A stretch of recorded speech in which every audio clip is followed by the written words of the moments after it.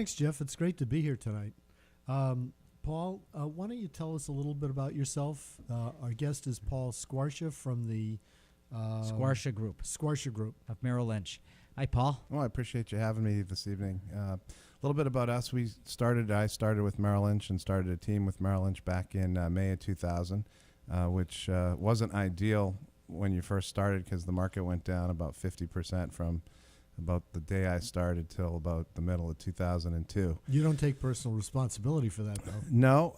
One of the things that we did help, though, in hindsight, was looking back and seeing that it really got people to think and question about what they were doing. I think all the volatility and some of the things that were going on with the big tech bubble burst got people back to the fundamentals of investing. So it was an interesting time. And then obviously back in 08 and 09, we kind of went through it again.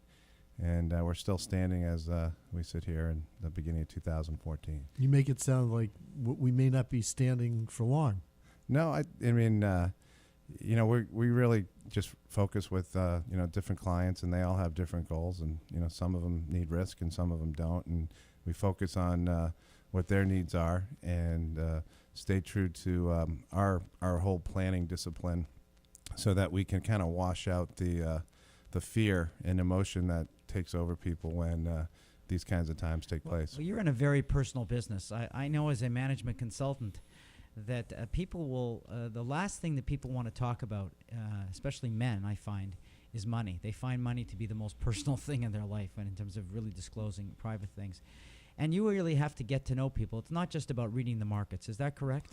I think it's mostly about reading people and frankly has very little to do with the markets. And, our responsibility is to understand what people are trying to achieve, control the things that we can control.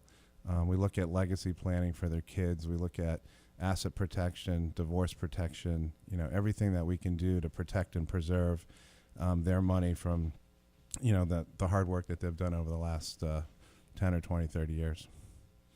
Interesting. Is it different, do you think? You practice both on Cape and off Cape, correct? So we go across 40 states, actually, and have clients all across the country. We call Cape Cod home because we actually like to fish and spend some time on the water and go down to the Florida Keys a little bit in the winter and do the same thing there. It's interesting, I think, from a business perspective to have different geographies covered.